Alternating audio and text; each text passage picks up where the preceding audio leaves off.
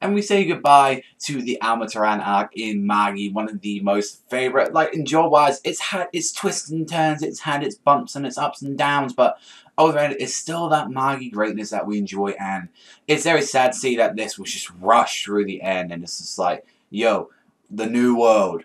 Ugo knows how to move people from fucking one world to another. Like, he using this dimensional tunnels by using Solomon's will that dwells in the Sacred Palace, and to make sure that this keeps working, he's actually going to use himself as the guardian for the Sacred Palace. So it's a very interesting system that he's using the space-time, and he's actually moving pretty much every residence of the new world that they are residents, and you see that all that the other species and all that actually became humans. So all the people that we've been dealing with pretty much all this time have actually just been other species that have been turned into humans, and they don't know anything. They pretty much use their magic. Another interesting thing that the actual original human species were the ones that weren't affected by this, and this is what we normally get with the magician types and all that, and actually this is the one that actually formed the Toran tribe that we've actually known. If you remember them, they were the ones that we saw in the Zagan arc. So actually all of them are original human. That's why no one could understand them, because they're actually speaking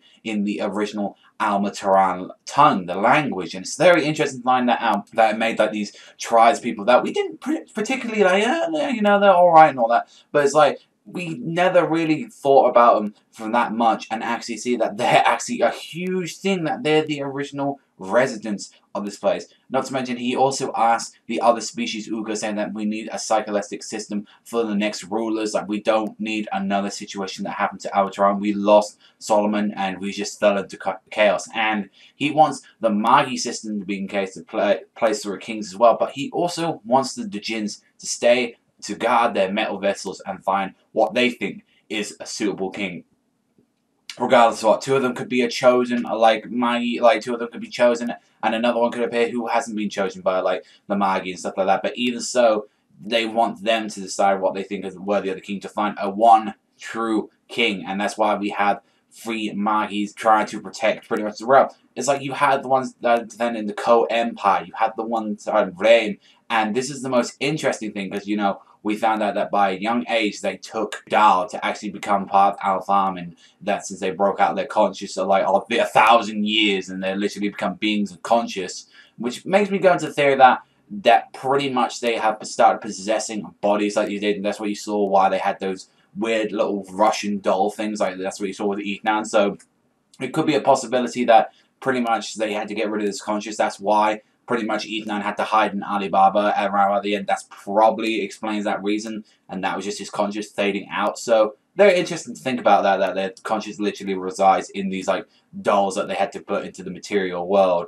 And it's like, when you find out that, also as well, that you find out about Yunnan, his whole reason is that he's the guardian of the Great Rift. Since the Red Lions, the Finalists, and the Origin Dragon were way too powerful for like the New World to even take and all that, they pretty much had to put that at the edge of the world, like the Great Rift, and since they were way too powerful, they had to put them there. And it's like, it's still interesting like how they were able to, imagine that thanks to Yunnan's power, he was able to actually make some of the Finalists turn into humans like they wanted to be. They were curious about the other side, but you couldn't return because you would pretty much return to your beastly form. So it's very interesting, like what Yunnan's goal has really been for all this time. But we still know a lot of his purpose, a lot of his actions and all that. But it's like, I don't know, if Yunnan is pretty much in charge of the Origin Dragon as well, that makes me wonder, like, perhaps that's mainly why Yunnan is so strong and so, like, wisdom as well, like he is so like wise. It's probably because the Origin Dragon has told him a lot of shit about the whole fucking world. Not to mention as well, we got to see like after like Ugo becoming a pretty much a guardian of the Sacred Palace where Solomon's will lies, you get to see him with baby Aladdin.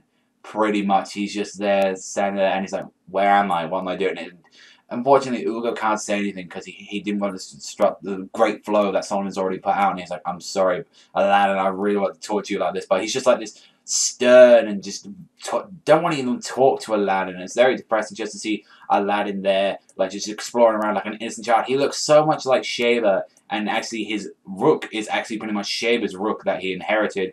And you see that he pretty much has sort of the same traits as his mother there. So where they're like, you know, very like curious as well. And then it was just sad just to see that he felt himself imprisoned. And he's like, you could wish to anything. You could wish to planets, stars, you know, galaxies and all that. Since you are my king, like, what do you wish? Back to, you know, the first episode, what he wished the most, and that was a friend.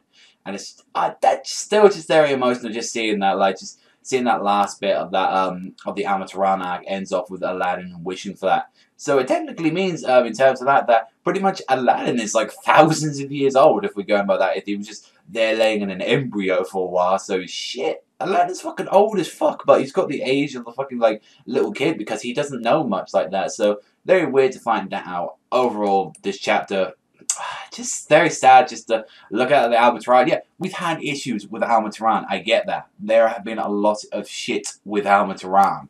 Like, there were some parts that were slow in it, but I love the arc regardless. I love Magi. So I pretty much love a lot of the arcs in Magi, so I don't see why people are hating on it as because that we didn't get to see these awesome fights, you know, we didn't get to see Solomon versus, you know, fucking, like, Arbor and shit like that. It's because of that, because it was rushed at the end, and it's like, I don't know, from what it would have been an amazing arc like that, it is still quite pretty amazing arc. It wasn't like a perfect arc just because they started rushing through the last parts and all that. And personally, I love this chapter, very emotional, but now we are probably going to get back to Aladdin literally next chapter. So I'm excited to see Aladdin again. I'm excited to see Cohen, Sinbad, and everyone there at that meeting. So let me know what you think in the comment section down below. I'm going to give this one an 8 out of 10, but that's all for me. I want to thank you very much for watching as always. Remember, I'll see you guys next time.